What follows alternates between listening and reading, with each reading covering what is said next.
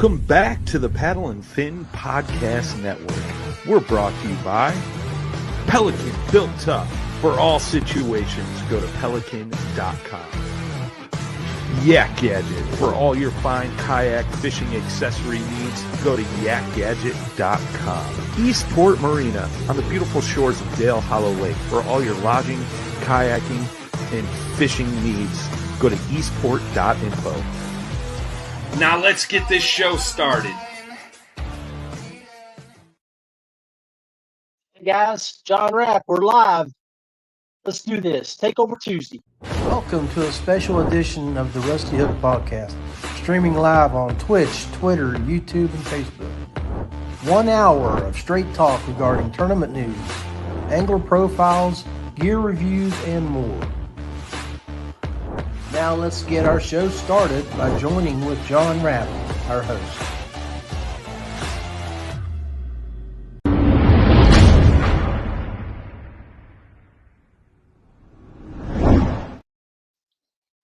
All right, guys. Hey, it's John Rapp, the Rusty Hook Kayak Fishing Podcast. Just wanted to reach out to everybody and let you know that we are running a live show tonight. So if me and my guest are out in the middle of God's country, way out in the woods in West Virginia, and if you see any lags or something, just give it a few seconds. We'll pop back up. But I've got one of the premier elite kayak fishermen in West Virginia to come on the show, and he's no stranger to success. He's been killing it for years since he stormed the scene here. Speaking of Storm, hey, Storm Carver, thanks for saying hello and sharing. But we're going to bring on Mark Edwards. Now, something about this guy that you might not be familiar with is that he is a killer. I mean, straight up, you know, we could go hip hop and say he's a thug on the water, but no. I mean, fish don't like him. Anglers hate seeing him sign up on Tourney X. And I see our friend Buddy Vance is online watching, and I know Buddy doesn't like him because he's bumped Buddy a few times the past couple of years out of Angler of the Year. So without further ado, I'm going to bring on our guest of honor tonight, Mark Edwards. Hey, Mark, welcome to the show. Hey, John. Thanks for having me on. Hey, it's my pleasure. Always glad to have you when we can get you on. I know you're extremely busy and you travel a lot. So we won't waste much of your time. I know you just pulled a long day at work. Just jumped home out of the shower, fed the dog, and now you're on the Rusty Hook. So let's talk about your trip. We'll talk about what's most recent. First of all, guys, Mark has had a killer September and October. Killer. All year. Did you have any fishing tournaments that you didn't finish in the top 10? This year?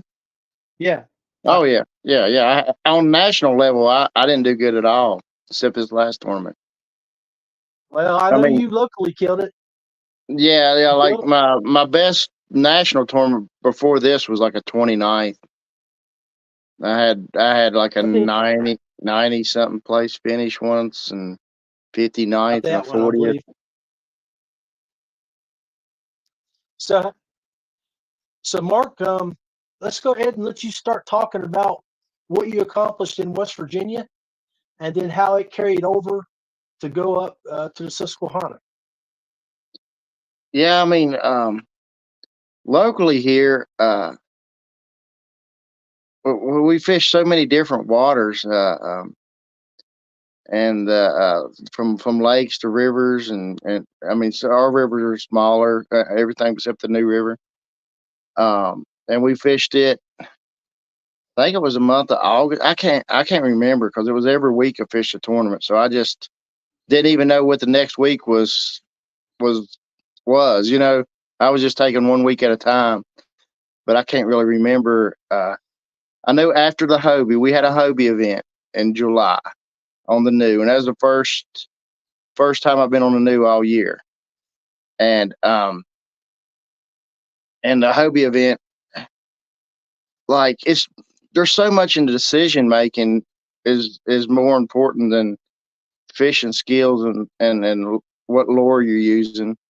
It's where you're going, what time of day you're fishing in a spot and stuff like that means a whole lot. But after the Hobie, I kind of bombed the Hobie event, and then we had 3 local New River events in a row. So the next weekend after the Hobie, I fished the same area as I did the Hobie, and I don't remember which club it was, but I did okay. And then I was like a 4th place finish. I don't remember which club. I just can't remember. And then the next tournament, I was on the New River. It was a New River in Greenbrier. And the first day, I had the best bag in that tournament on the New River, fishing the same spot. So 4 weeks in a row, the 4th week, I fished the same spot. I kind of bombed. That was probably my biggest bomb in the state that tournament. It was a MSKA. I can remember because there was 30 people and I finished 21st. And but I mean, I still caught them decent. But were all of the tournaments that you fished have a 5-bag fish limit? Were your numbers about the same for each tournament, or no? And what I did was I was in the same area for the Hobie and the Mountain State, but I was in the same area, but I used a different ramp and I went a different direction. And both of them times I didn't do as well. The MSKA had a different cutoff, and I couldn't put in where I normally put in on the other 2. And it's crazy how much that little bit makes a difference. And if anybody knows me and like Jody, I grew up fishing in a bass boat and fishing the top of Bluestone Lake where the New River runs in. And I've always fished up. I didn't like floating. And so when I first got into kayaking, and everybody done float trips and stuff. And that first year, I ran into Jody near the end of the season. Me and him started fishing together, and he has the same style as me. I'd rather prefer going up and prefer single accessing instead of floating. And on the smaller rivers, I think floating, covering more water. If you're first guy on the float, it's probably the best bet. But these smaller rivers, you get 5 guys do a float, man. The 5th guy, them fishes already know that something's going on, by the time the 5th guy gets there.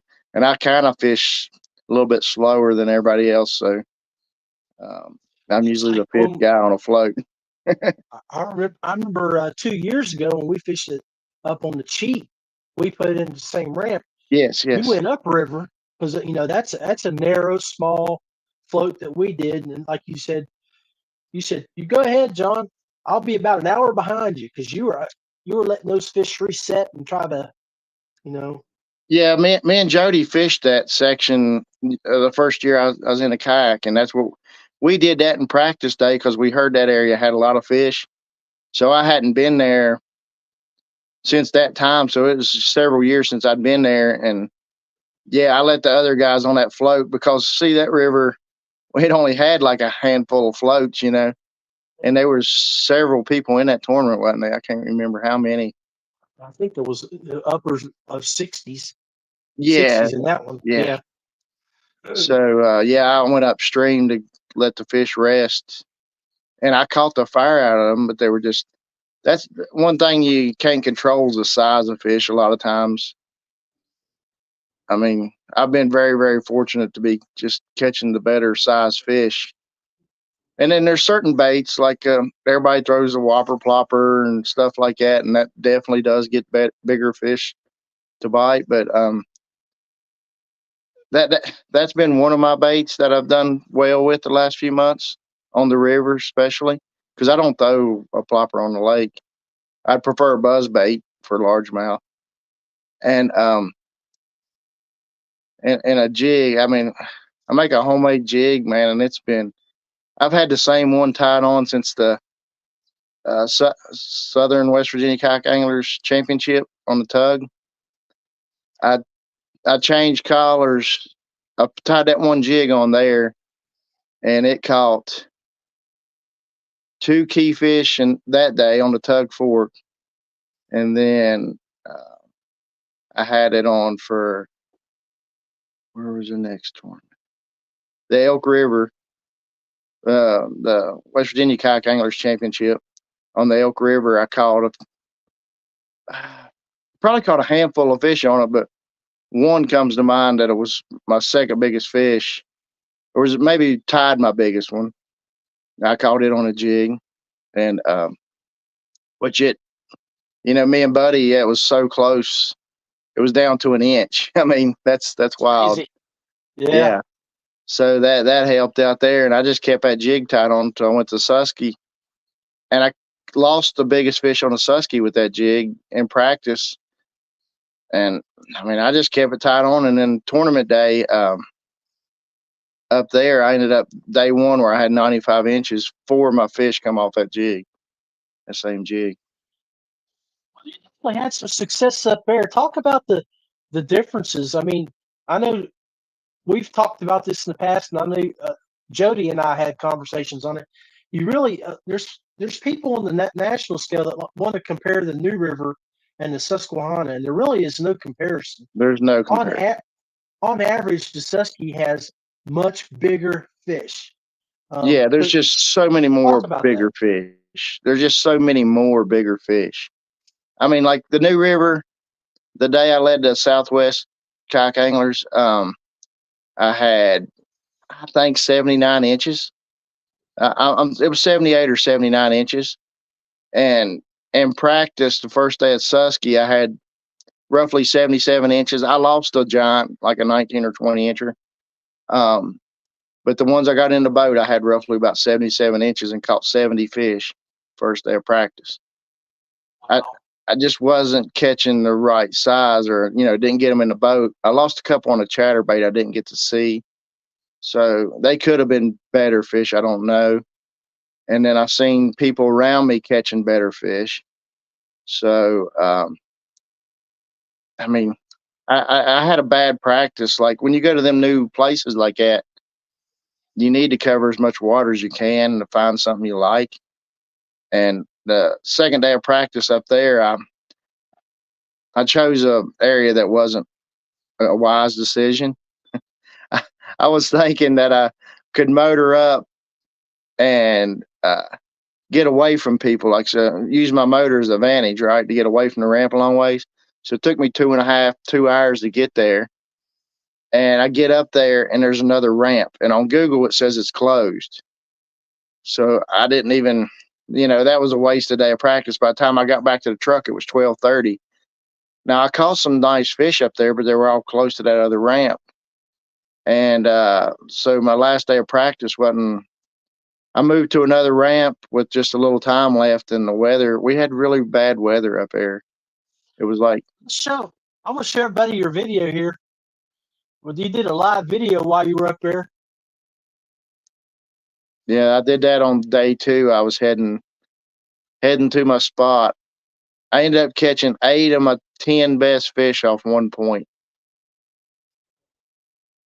So did you have to move quite a bit while you were up there, Mark? Well, that's the way I usually fish. Like where I fish on the New River, I single access, and it was very similar. I had fast water, I had still water. So I like the options like that. You can find where the fish are there. They're really, when you have more options, like with the fast water, ledges, and then the holes. So you could, if you find the fish, you're going to be able to catch them. But I kind of, it was more of luck than anything. I mean, I seen a fish on that point that was good, but the first day of the tournament, it was opening day of duck season. So duck hunters was on, like there were 3 island points there, and there was 3 duck hunters on every point. So, I was halfway down that way, and I seen the Mojo decoy spinning. It was barely daylight. And, I mean, it wasn't even first cast and they started shooting. and I was just upriver a few hundred yards from them. So I, I ended up catching a 16 and a half inch fish, but the Susquehanna, that's the difference between West Virginia and Virginia, up there. A 16 and a half inch fish is a good fish, back home. And like I was saying earlier, I had 79 inches, and that led the best day, in the state, on the new or whatever. And the Susquehanna, that would be like, Average. I don't know, at 70th, 80th place or something. Right. It was. I know day one there were 12 limits over 90, and day two I heard there was way more. I ain't looked, at each day or anything. I ain't had time to do nothing but work. I went straight to work. But Yeah, we'll talk about that, man, when you get back. How you and Jody hammered back for you to take a shower, get a couple hours sleep, and go to work, and still was a little late. But hey, let's take a quick break. Let you get you a drink of water or something, because I know you got to be wore out, and we'll be right back.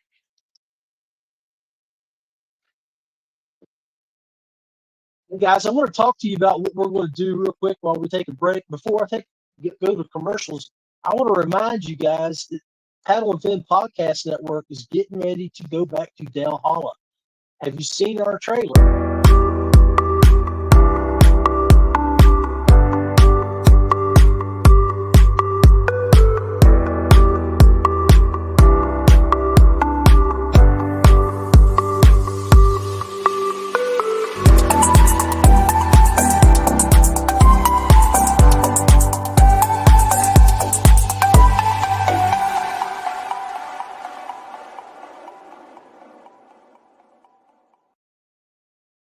Yeah, just want to remind you that is in April of 2024. It's already up on TourneyX.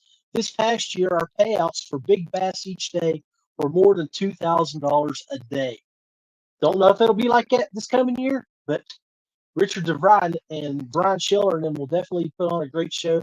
You need to start planning for next year, but that's something you might want to put on your books. So be right back. ZPRO Lithium, serious power in 12, 24, and 36 volt applications. Bluetooth capable. Go to ZPRO Lithium for more. DuBro Fishing, American-made marine applications and locally manufactured soft plastics. Visit DuBroFishing.com. Feelfree Kayaks, paddle, pedal, or power. There's something for everyone. Check out feelfreeus.com. YakGadget, American-made kayak fishing accessories and gear. Go to YakGadget.com for your rigging needs. Ace Adventure Resort, West Virginia's #1 destination for hiking, biking, ziplining, whitewater rafting, and more. Check out aceraft.com. Westbrook Supply Co, Georgia's premium supplier for all your kayak rigging supplies and fishing equipment. Go visit westbrooksupply.com. All right, guys, hey, I'm back. Thanks for spending a few moments there watching some of the great companies that I love to represent and be a part of. Go bring Bart back on and let him talk a little bit more about what he does, how he does it, and why he's so successful. Hey, Mark, you're back, brother. hey, man. So, you, as a fisherman, we know that you got several great sponsors that help you with your success. You want to give them a shout out? Yeah, I'd like to thank Fishing Online, Native Watercraft, Dakota Lithium Batteries, and Folks Custom Baits. Actually, my biggest bass in practice come off of Folks Custom Crankbait. And I noticed that they were eating darker lures up there for some reason. The water was clear. The changing conditions on the Susky was insane. The gauge near where I was fishing, it was at 9,000 cubic feet Friday and Saturday. It didn't change much Saturday, but it rained really, really hard Friday night. And then it rained Saturday, but it was just like a misty sprinkle kind of day, didn't downpour. But it lasted all the way to 12 o'clock. And I only had I think I had 76 3/4 inches at 12:30. And I mean, I kind of made a run. I fished a little bit of water. I didn't fish in practice, and them duck hunters sit there. I guess they sit there longer because of the weather being a rainy day. Not a bright sunny day. I guess the birds might fly later. And I had to drag my kayak up from behind the island, and then the duck hunter was leaving. So I was wanting to go try that island because that's kind of where I wanted to start at to begin with. In practice, there was one chasing bait there, and and right below that island, there was another. There's just so many islands up there. The river's so much bigger. But like I was saying, it was 9,000 cubic feet Friday and Saturday. And Sunday, I checked it while I was on the water, and it was 22,000. Oh, wow. Yeah, it went up literally, it went up 2.5 to 3 feet in my area. But the river's so big, like guys down the river said it didn't go up as high. But the river down there is so much wider than where I was. I mean, it was probably 5 new rivers where I was roughly. But you go on down and it's almost a mile wide. The river's almost a mile wide. So that's pretty, I wouldn't know how to I wouldn't imagine that. I mean, yeah, so you got 5 to 10 times more of the habitat. I mean, the habitat for that river is just unreal. So, and there's tons of jet boats on that river, and there's tons on the new, but I mean, the fishing pressure just doesn't adjust. I mean, that thing's so big, they got so many different places to hide. And then, New River here at the house, they don't have that many places to hide like that. But I knew just that limit I had wasn't that good. So I made it to that point at 12:30. I made it to that point, and I cast a plopper across the point. Nothing to hit it. So the current was so strong there, even though the water wasn't up or nothing.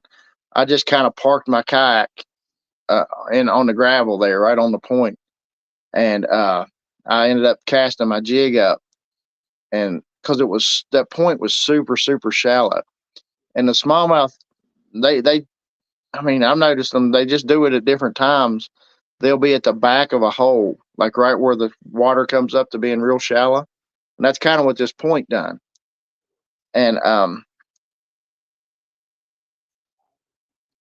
yeah, I see Elvis's comment there. I mean, I ain't never fished upper Mississippi, but it's totally different than La Crosse as far as La Crosse goes. But the so as soon as it hit the water, I had a bite and I set the hook, and this fish is jumping. My scales battery was dead, but I'm positive this fish was over 5 pounds. I mean, it was 19 3/4 inches long, but they're just so tall. The fish are just, yeah, they're made like a bluegill. They're tall as they are long.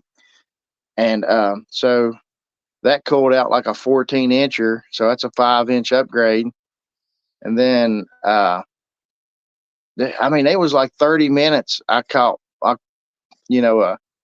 19 3/4, a 19 1/2, 18 3/4, and a 17 3/4, all off that jig.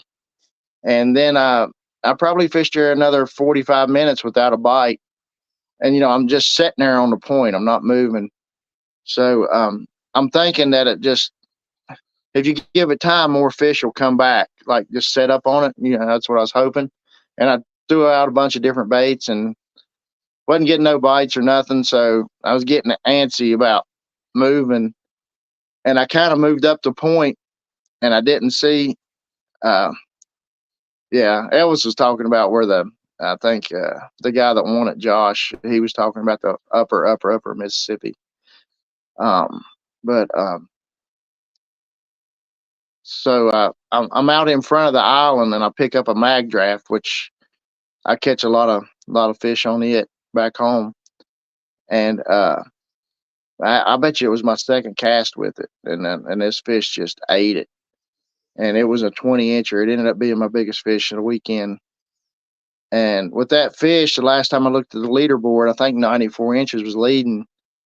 And once I measured it, I'm like, oh man, I think I'm over 94, and it gave me 95 inches even. But I load the fish, and the Josh guy, which me and him talked before the tournament. Uh, he had 96 and something, but still, I mean, 95. I overachieved. You know, I felt awesome. You know, it just felt awesome to end up doing that well when you're thinking you're going to struggle. And the next day, I was really well. I catch that fish, and I decided to take him to the bank because I'm off the point really, and the current's so strong. I wasn't going to sit there and try measuring it right. So I'm taking him to the bank, and then I noticed a mud line coming. And that's what I was going to get to you. I was going to ask you about that because a lot of our West Virginia guys that were up with you talked about that mud line, a storm especially, and I was wondering if it affected you too.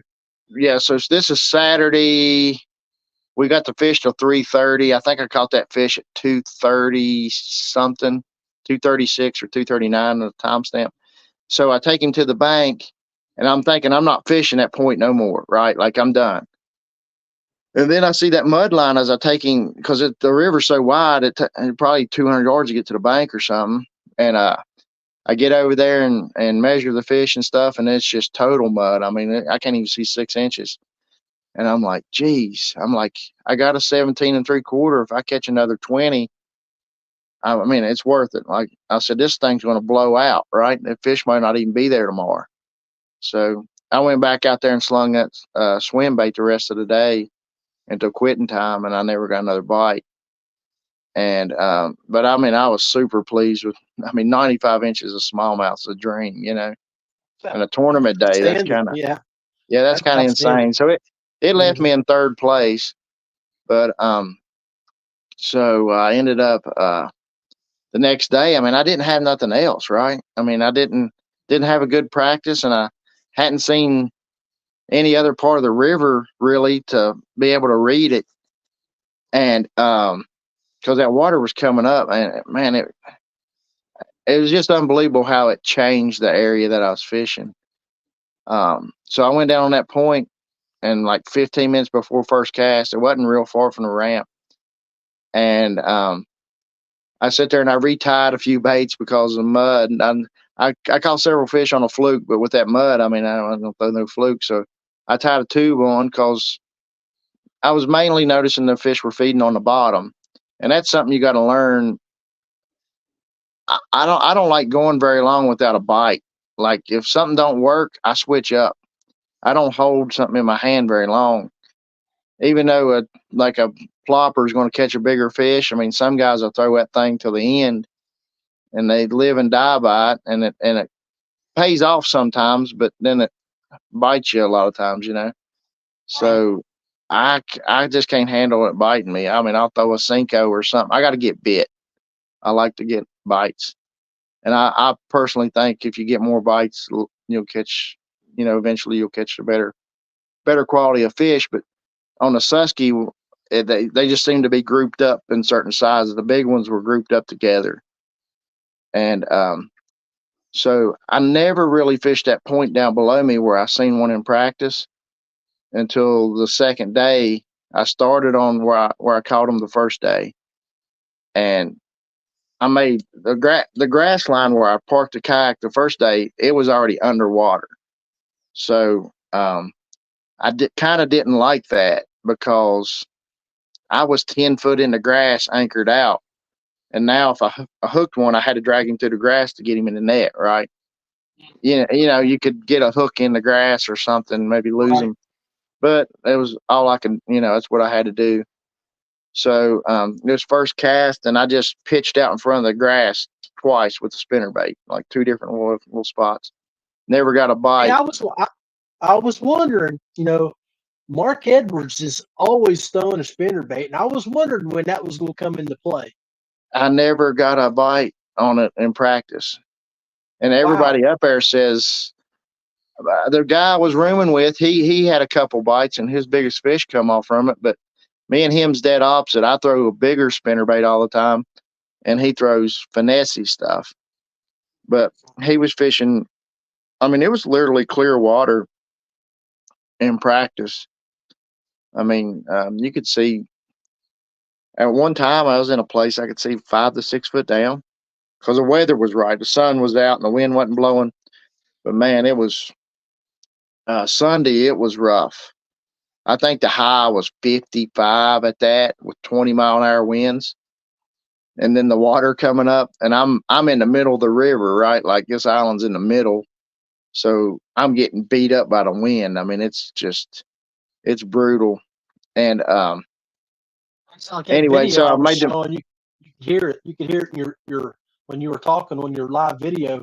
The wind was blowing hard on you. Oh yeah, when I was traveling down there, yeah, it did it all Yeah. day. And so my third cast, I actually made a real cast. Half, not a bomb cast, but just a decent cast. Because if a fish is, you don't want to go bomb one out and hook one and then fight him over top of some more fish. So so I kind of like half cast it, and dude, I didn't get 2 cranks on the reel, man. Boom, got one. So I mean, so that gave me security knowing that there's fish there, because I was worried that there wouldn't even be fish there. I was afraid that with all this water coming up, instead of being in the back of the hole, that they were going to move up to the whitewater. And I really didn't want to fish that part because it was strong current and stuff. And um, so that gave me insurance. I mean, I think 30 minutes I had 4 fish, 70 some inches for 4 fish. So were you catching them above the riffles or below the riffles or? No, I was in the back of the hole. I was in the back where it got real shallow.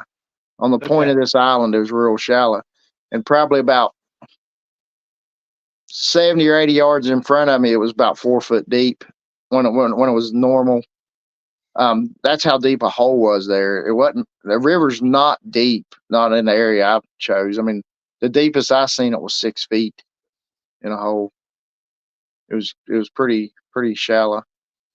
And hey Josh. And so I ended up like catching that on a spinnerbait, and I made about 5 to 10 casts with it. Never got another bite.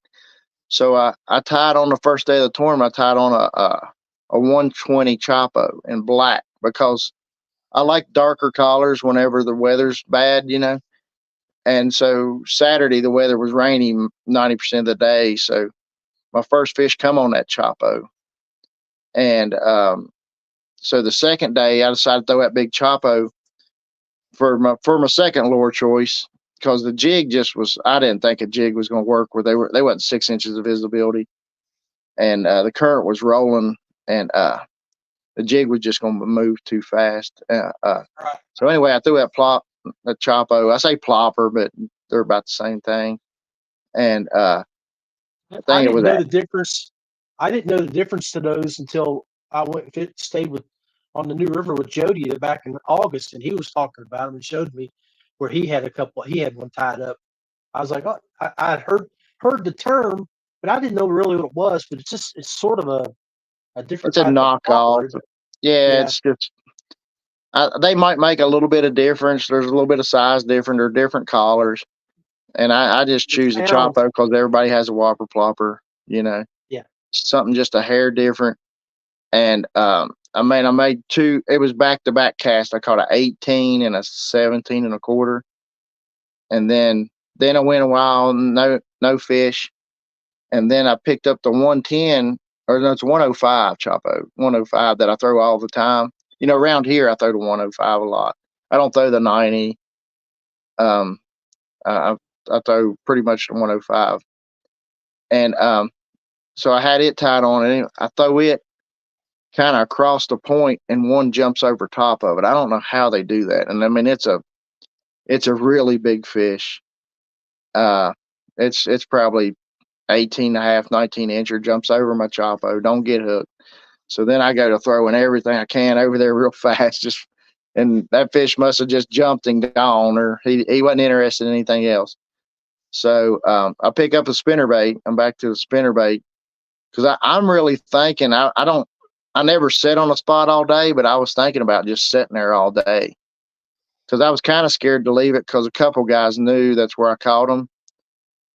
So I was kind of scared to leave it in a way, because the fish could move up any time, and I think there were so many fish in the river, that's what was happening. One would just move up every now and then. But it was I was there probably about an hour and a half, and I ended up catching I think I had 3 in 30 minutes, and then maybe another hour later I caught my fourth one, and it was on a spinner bait, and it was a 19-incher, and I haven't posted a picture yet, but my spinner bait was fine when I got it in the net to fish.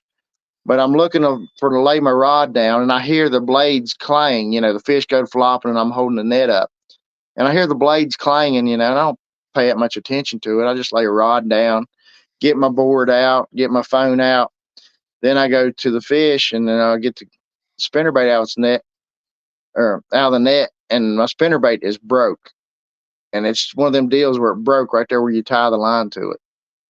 I mean, so it was so close to maybe losing that. The fish probably flopped and it broke off in the net because the spinnerbait got hung or whatever. But I had another one that same size and stuff, and it was 3/4 ounce. I mean, I throw it in shallow water. I mean, that point wasn't 2 foot deep, but I think it's got bigger blades. It's got 4.5 blade size. And to a fish, I mean, a 4.5, it's still not that big. Really, it's actually about the size of a shad. And that's one thing I didn't see in that river. I mean, I hear that there's a lot of shad in there, and I heard guys, throwing the bull shads is a real big thing up there, and I've got one, and it was at the house. It was really frustrating for me not having the right tackle, because I would have been slinging that a lot. It was frustrating. I actually have a 4x4 bull shad, and I seen it in my box, and I said, "Oh, there's my bull shad." And then, I was prepping before the tournament, and I grabbed that thing, and it's got a bill on it, and it's just, it wasn't made for the situation that I needed it. I needed an original bull shad. It sounds like you adapted quite well and used a lot of your techniques. You got to adapt, yeah. And then, so I had 4 fish, and then I decided I have to move. And I decided to go down where I knew there was fish below me in practice. I seen a really big one. I floated over top of the back of the hole, and then that's when I seen a fish in the back of the hole. And so I went down there, and I didn't make but a few casts with that new spinnerbait I tied on, and I caught my 5th fish, and it was a 15-incher.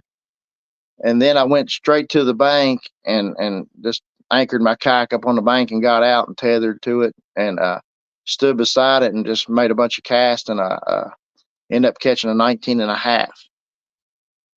And so I had a few more bites, but that chatterbait, that's what I ended up getting it on. And instead of throwing upstream like I was on that point, and I was throwing upstream, reeling it straight back to me, because that's the way the current was coming. I ended up being like casting across the current and letting it swing, like it's kind of floating down the current and it's starting to swing to the back of that hole, because there was no way for me to set there. The water was too deep. It was just no way for me to set there except throw it like sideways angle like that. But anyway, I got that fish in, and I lost a couple. They just didn't get that chatterbait very good, and they would not hit a crankbait for some reason. It's got a handful of trebles. If they'd hit something chattering, rattling, similar, they wouldn't hit it. So I went back to the point, caught a 16-incher, went back down, and I caught a 17.25, and that was my last fish. And I don't know what time it was, maybe 10:30, but I'd lost a good fish right before the 17.25, and it might have helped a little bit. I mean, I was only a 1/4 inch out of 4th. I'd have had a tiebreaker. Jake Harshman, he had a heck of a day 2. He had 96 inches on day 2, man. That place was just insane. It was just unbelievable. You guys definitely killed it. I mean, y'all had some big bags. You top 5, I tell you. Actually, the top 10 was just, I mean, what, 7 inches between 10 fish caught. I mean, that's amazing. Yeah. I mean, that one dude, I mean, you're pushing almost 100 inches of smallmouth, and it's just pretty wild. But I Do mean, you have any idea what the citation is for Pennsylvania? I know don't. for us, I would say it's 20 inches inches. probably. Yeah. I mean, just Yeah, I guessing mean, wise, I'd say 20 inches.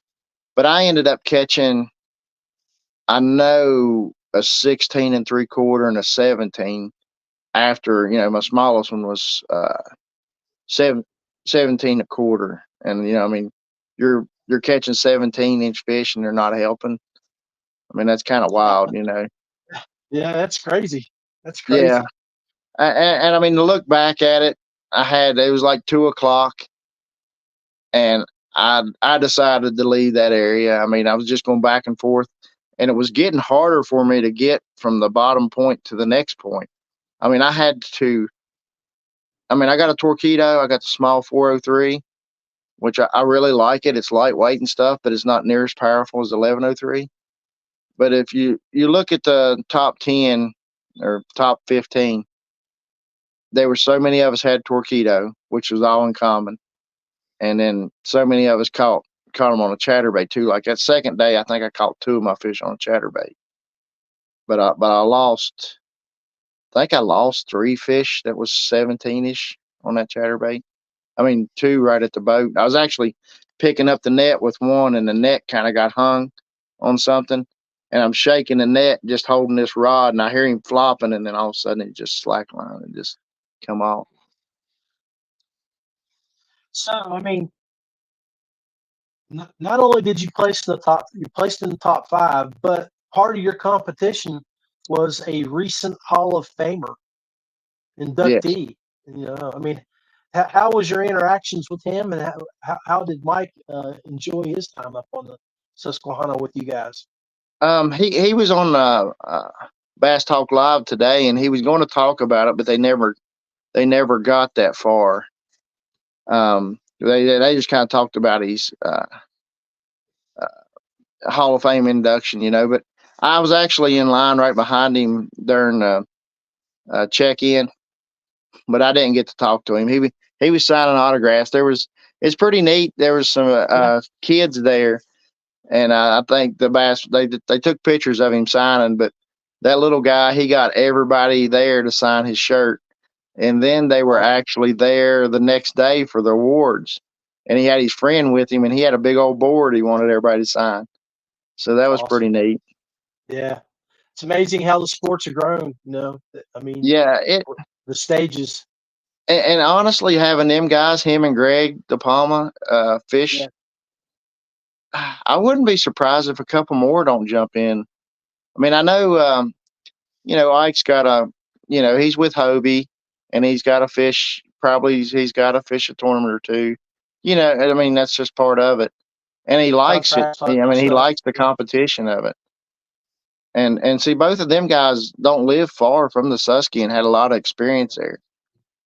But after the Hobie event here on the New River, and seeing all these guys travel and how well they done here, I mean, dude, these guys that travel and fish are super, super impressive of finding fish and catching them. And the guy that won the Susky, he caught them all out of one spot, and that was impressive. He's the I believe the owner and creator of Ashigan too. Yeah. I met him in practice, and he gave me a sticker. It's pretty cool.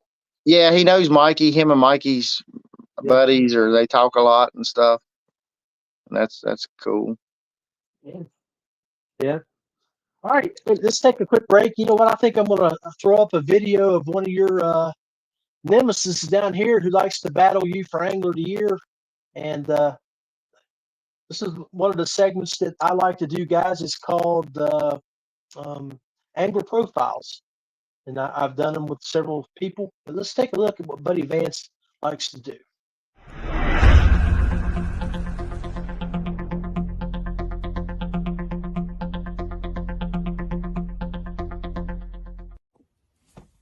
Who would be with me for a fun day of fishing? Of course, my beautiful wife or my son. Days with them on the water is always a blessing. I'd also love to take my dad to Lake Erie one time. I think that would be a blast.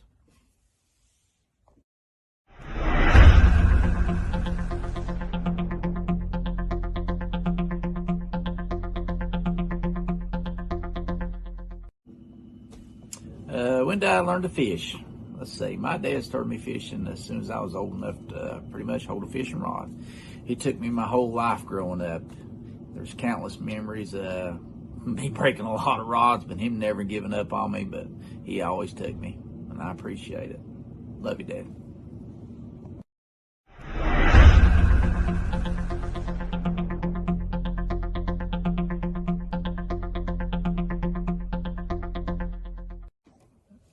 What is my least favorite fishing technique? Of course, it's going to be a Senko rigged wacky style, weightless. Can't stand it. Brandy loves it, but it's just not for me.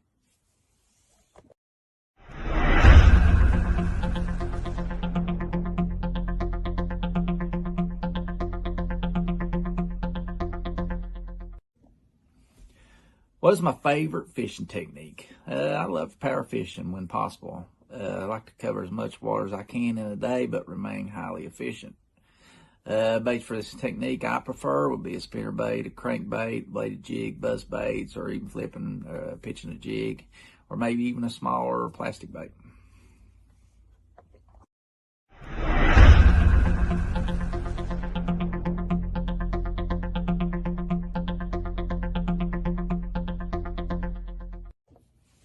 What is my favorite fishery? Hands down, it's going to be Lake Erie. It's amazing the amount of fish you can catch on this lake and the size of them.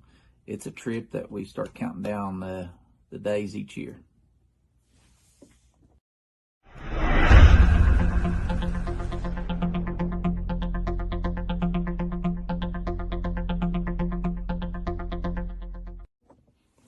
Which anglers do I admire the most? Pro angler would be Jacob Wheeler or Kevin Van Dam. I also admire my beautiful wife, Brandy. She fishes all day, no matter what the conditions are, and she never gives up. She's definitely a trooper, and she don't complain. She gives it her all.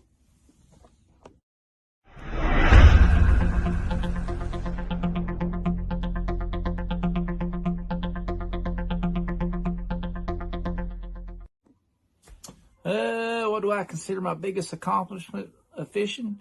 This year by far was my biggest accomplishment for tournament fishing. I was able to finish first for Angler of the Year for the West Virginia Bass Kayak Nation. I was able to finish second for Angler of the Year for West Virginia Kayak Anglers. And I finished third this year for Angler of the Year for Southern West Virginia Kayak Angler. So it was a blessed year, especially fishing with my wife, Brandy. Love you, babe. You did excellent. Hopefully next year you'll be able to fish all the tournaments. So that was Buddy Vance. Which is funny, when I bring Mark back on, that was recorded last year, and he said he finished second in the WVKA Angler of the Year rankings. And this year, he came out storming. He won a couple events at the beginning of the year, but he wasn't able to hold off this guy, Mark Edwards. Mark, I know you were giggling in the background with some of Buddy's techniques and stuff. So, was you thinking about some of the things that you do as well as he does? Well, if you noticed, he's very open to.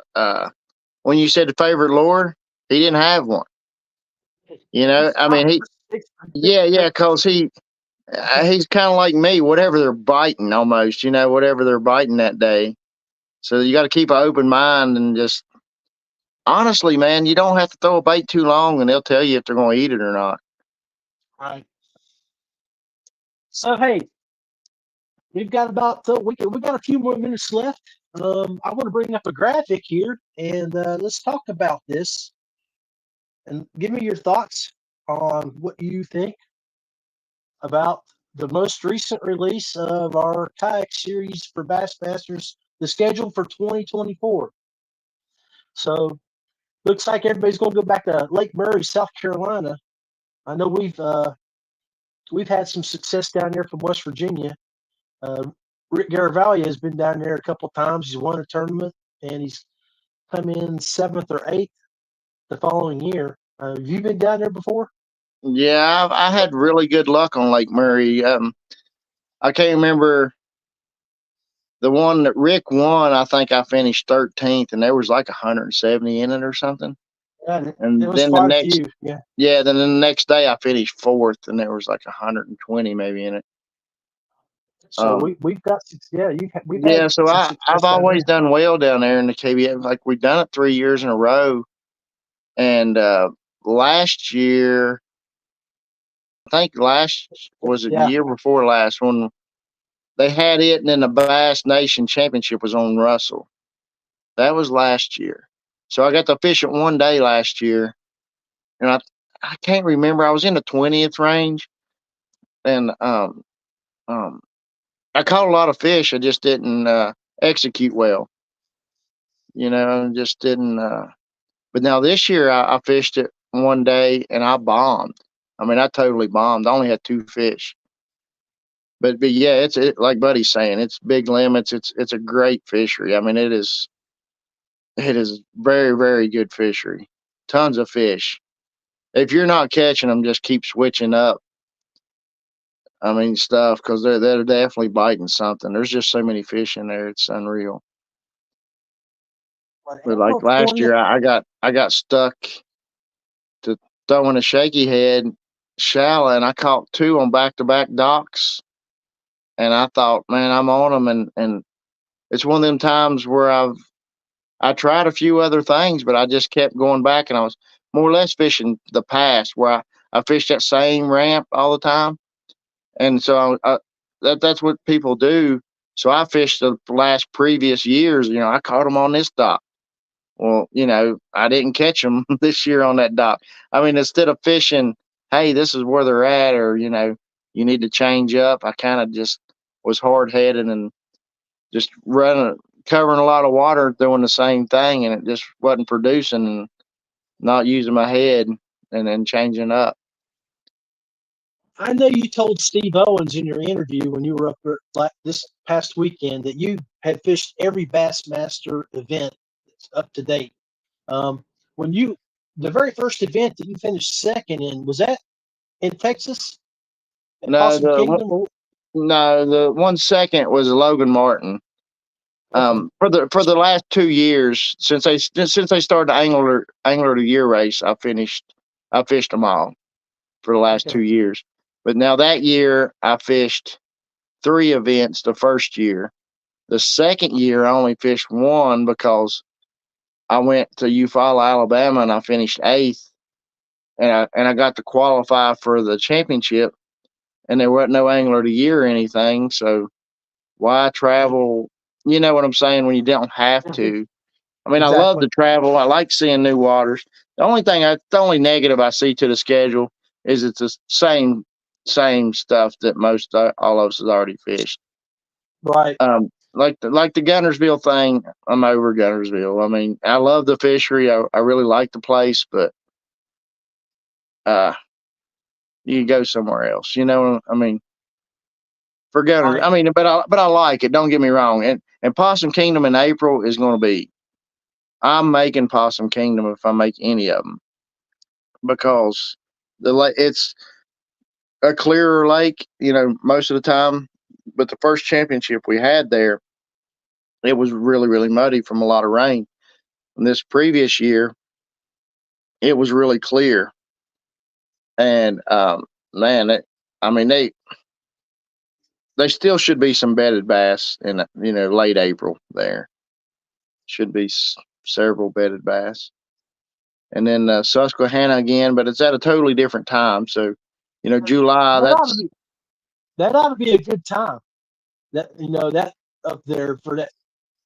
Well, I don't know what how we have at the Bluestone. We got the mayfly. They start popping out right into June. I wonder I keep thinking about that up in that neck of the woods. It may be toward the end of it, but I mean, I don't remember. Ewing Minor, not Ewing. What's his brother's name? Oh shoot. The one that used to fish in our club some. Yeah. Anyhow, he won the Hobie event on the Susquehanna, and I believe it was July, but it was on a bug. So Yeah. that's one thing I meant to talk earlier about West Virginia and Susky. Thank you, Sarah. Nolan. And the man back home here, we'll throw a fluke or a Cinco or something just to, you catch a 17 or 18 incher, that's a kick, that's really good. But up there at the Susky, you need to just power fish. You just need to straight power fish for big fish the whole time. You don't bring out the sissy rods, really. I mean, but Leave the Ned rig at home. yeah, that's what I wanted. The day I caught 70 some fish, a bunch of them come on the Ned rig because I was having fun. Don't get me wrong. I mean, catching 14-inch fish is fun, but and them fish fought really hard. But that time of year, I mean, it's October's the best time of year for rivers. I mean, like the Susky or the New is October. The later in the fall, they get to feeding better. But I mean, it's a different time of year for the bass crew. So I'm looking forward to that. I just hope she's low and slow. I prefer low and slow than high and fast. I mean, they bite better when it's fast and stuff. I mean, the bigger fish is less spooky and they're more in a feed mode, but I prefer being more stealthy and being a little bit harder on everybody, there we go. Now he says like, it. Yeah, like that's kind of like day one was. I mean, it was harder fishing day one of Susky than that water coming up so much and muddying up, and they definitely bit better for the whole group. As a group as a whole, you've seen they did better. But Caddo, man, I don't know. I've been to Caddo one time, and I know they catch them really good there. There's really good fishing down there. But man, it's one of them deals where you see hundreds of thousands of trees, and they all look the same. And I struggled. We had there was a KBF national championship there in 2019 maybe. And Joey Johnson went with me. I mean, we're riding together, and Joey finished 8th. I don't even know if I caught 7 keeper fish in 3 days, I think, or something. That's how bad I was. Knowing what bait he's throwing, and knowing what he's doing, and I just could not. It's odd that you couldn't duplicate it, but that just shows you can't catch somebody else's fish, sort of deal. He was just fishing slower than I was. I was moving the bait too fast, and I think the fish were moved up on beds, and I was just fishing too fast. So, as we get ready to wrap up the show, brother, you got the West Virginia State Championship coming up this weekend. I guess Thursday night they'll do the reveal on the location. They already revealed the location. Oh, have they? Okay, I thought it was 48 hours prior. Where is the location at? Okay, it's 2 days, so we get a choice. It's Mud River Lake is the lake, so you have to fish 1 day on the lake, and then the rivers is going to be Little Cole and Big Cole. Oh, well, yeah. I know where I go both locations, so I know where I would be. You were quick with it. I'm a mess with it. I don't know, man. To me that looks like 2 different kayaks. I don't want to travel with 2 kayaks. I don't know, man. The Cold River will be low. I mean, because well, it's supposed to rain this weekend, and there's been a little bit of rain. I ain't even looked at the gauges. You would need it. The negativity to the Little River deal is, see, it's so late in the year, like last year in Greenbrier, all the fish done went in their wintering holes. And got 6 now. What's he talking about? I'm trying to figure that out. Hey, Philip, another post. Tell us what you're talking about. Oh, he's talking about kayaks. Kayaks. Yeah, I forgot. Yeah. Um, oh, look at Buddy. Oh, Buddy's already yeah, scouting. Look at him. yeah. Buddy's already driving up Well, and down the water. well, we all know that's Buddy's favorite lake down at Upper Mud. He's hard to beat down there.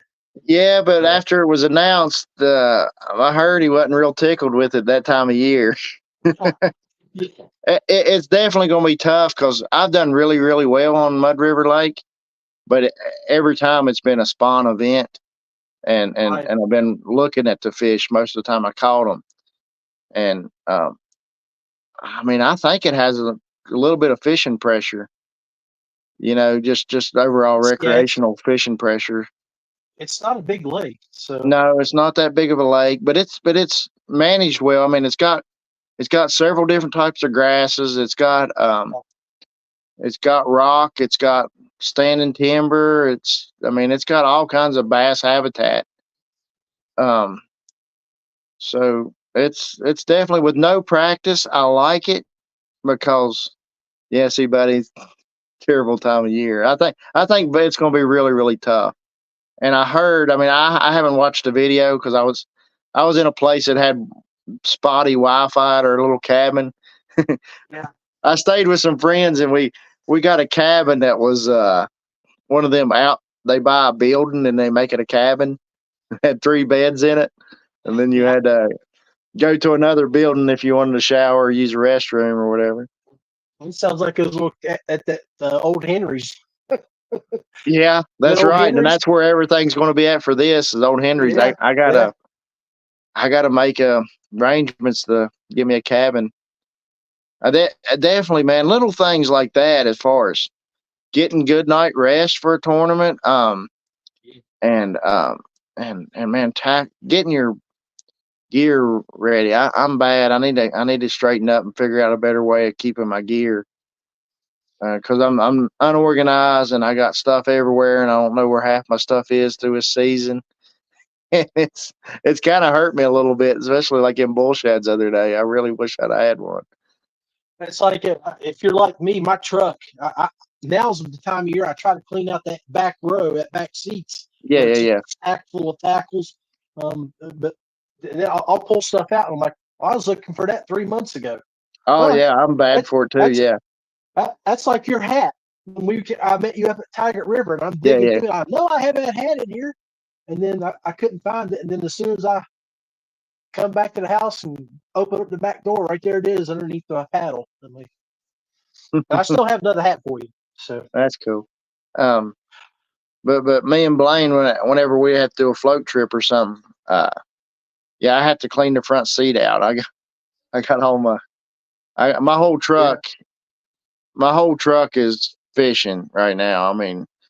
And that's and in order to win all 3 of them, there's nobody ever fished all 3 of them. You know what I'm saying? Like every daggone event. And I did miss one event for West Virginia kayak anglers, and I missed one event for Southwest Virginia kayak anglers.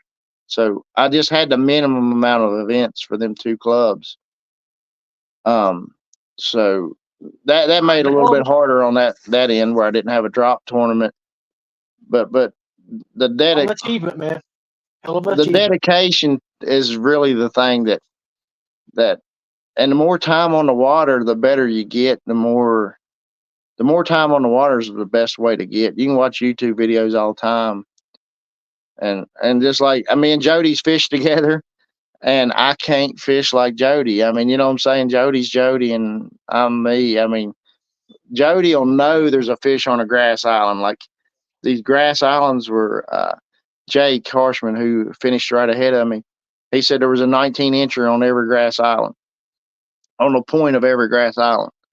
Well, when I left that point where I was catching them, and mine was a rocky bottom. It was a little pea gravel rock. It's the same rock that's down at New River below the house here. And then my jig works down there.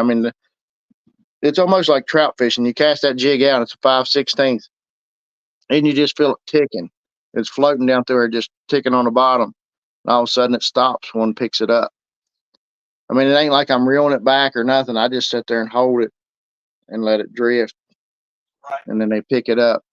Um, so yeah, when I left, I went to all these little islands down below me, and I never got a bite on any of them little things, man. And I threw 3 or 4 different baits on them. I don't know what I was doing wrong. There had to be fish around some of them. You speak of the goat, look who appears. Setting up the drift. That's right. Yeah, me and Jody, I got home at 2 a.m. after the tournament, and he got home probably about 20 minutes after that. We talked to each other on the way home to keep each other awake. That's great. When I first talked to you, I thought maybe y'all rode together and then dropped off each other, but I'm like, that don't make sense. I figured y'all had FaceTime up where y'all were like, hey, wake up. No, we were just on the phone talking. Okay, But good. That's awesome. yeah, he practiced up there, I think, almost all week. I think he started on Monday up there. Yeah, but he knows that river really well. I need to learn a little bit some other places. And when I drove back home, it actually took me down the river by Harrisonburg, and but it was dark, and the meeting was over at 7 o'clock, so I didn't get to see it all, but I got to feel how wide it was when I got on down there. I mean, it was way wider. And Well, brother, final thoughts on your year and any words of wisdom for the people out there that might catch this show later? Glory to God. I mean, without him, I wouldn't have been able to do it. I mean, I know it sounds cliche or whatever, but it ain't me that can do it all. You know, I can't do it all without him. I mean, I'm not the one that's putting 19 or 20-inch fish on my pole. You know, I mean, that's out of my hands. So I feel like it's some things are meant to be, and some things are. I know a lot of people think you make your own luck, and I believe in hard work and doing that. But I mean, like this tournament, actually, I didn't put in the work. The Susquehanna, I didn't do research, and I got up there, and I felt bad during practice. I'm like, man, I wasn't expecting what I got up there, right? I thought it was going to be a little easier. I thought the scouting was going to be easier, but I just had a bad practice, bad scouting, and then just pretty much had a miracle happen on that point there. I don't think it was a miracle. I believe you just went with your experience and your gut instincts and everything like that. So anyway, I want to thank you for coming on and talking about your Triple Crown, winning the West Virginia Kayak Anglers, Mountain State Kayak Anglers, and Southern West Virginia Kayak Anglers of the Year. It's all three clubs, the major clubs here. You took home their Angler of the Year trophy. We wish you and everybody fishing success and safety this weekend for the 2-day event. And guys, make sure you let people know where you're at, have a buddy, and things like that. But Mark, I always appreciate you taking time to come talk to me and the folks here that follow and the friends of the Rusty Hip podcast, because you're definitely a stick and a name here in the state, and just really appreciate your friendship and the time you take to come and chat with us. Yeah, thanks for having me on, John, and have a blessed year, and hope to see you on the water soon. Definitely. Well, and if not, we can always grab a sandwich somewhere down in Hinton at the dairy bar or something. Get a nice drink. Oh man, if we're in Hinton, we're gonna be fishing, bud. That's it. That's it. Hey, be blessed, and thanks again for joining us. Thanks for everything, John. Okay, I appreciate you guys hanging out with us here tonight as me and Marky sat down and talked about his success. Appreciate everybody jumping in and throwing out some comments to make the show more interactive. Y'all are great. Make you always let somebody know where you're going, what you're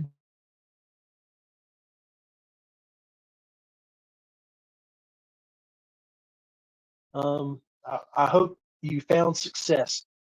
If you would like to be featured on the show with an angler profile, please let me know and I'll send you the questions and you can send me the video answers and I'll build a video and I'll throw you up on the show.